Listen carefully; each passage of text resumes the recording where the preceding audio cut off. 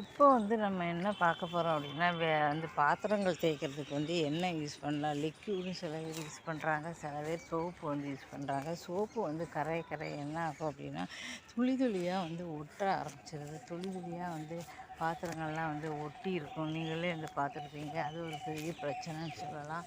சரி, அப்படி இல்லை அப்படின்னா லிக்யூடு அப்படின்னா வந்து பார்த்தா நிறைய வந்து செலவாகும். கொஞ்சம் லிக்யூடு கிடையாது, ஏகப்பட்ட லிக்யூடு வந்து நான்லாம் வந்து ஆரம்பத்தில் வந்து சோப்பெல்லாம் வந்து இப்படி தான் வந்து பயன்படுத்தினேன். ஆனால் வந்து பாத்திரங்கள்லாம் ஒட்டுது அப்படின்னு தான் லிக்யூடு யூஸ் பண்ணுறேன். இப்போ லிக்யூடு வந்து பார்த்தீங்கன்னா என்ன பிரச்சனை அப்படின்னா வந்து பார்த்தீங்கன்னா அது வந்து பார்த்திங்கன்னா ஒட்ட ஆரம்பிச்சு. இப்படி லிக்யூடு இது அந்த காலத்துலலாம் வந்து பார்த்திங்கன்னா சாம்பல் அது இதுன்னு வந்து தேய்ச்சாங்க. இப்போ வந்து பார்த்திங்கன்னா காலத்துக்கு தகுந்த நம்மளும் மாற வேண்டியிருக்கு.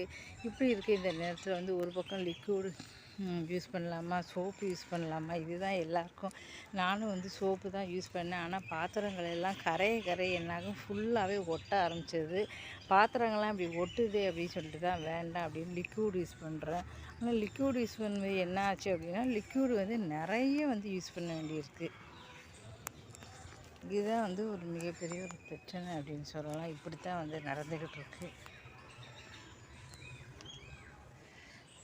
இப்போ வந்து பார்க்குக்கு வரலான்னு வந்திருந்தேன். அதான் சரி வீடியோ எடுத்தால் நல்லாயிருக்கும்னு எடுத்துக்கிட்டு இருக்கேன்.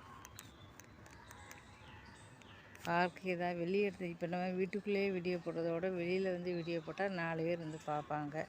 இப்போ வந்து பார்த்திங்கன்னா உங்களுக்கு சாதாரணமாக வீட்டில் வந்து போடுறதோட பார்க்கில் போடும்போது இங்கே பாருங்கள் க்ளீனாக இருக்குது. அப்போ வந்து உங்களுக்கு பார்க்க தோணும். அதான் சரி அது பார்க்குக்கு வாக்கிங் போன மாதிரி ஆச்சு அப்படி சொல்லி வீடியோ எடுத்த மாதிரி ஆச்சு சொல்லி நான் வீடியோ வந்து எடுத்துக்கிட்டு உங்களுக்கு பிடிச்சிருந்தால் மறக்காமல் வந்து கமெண்ட் பண்ணுங்கள்.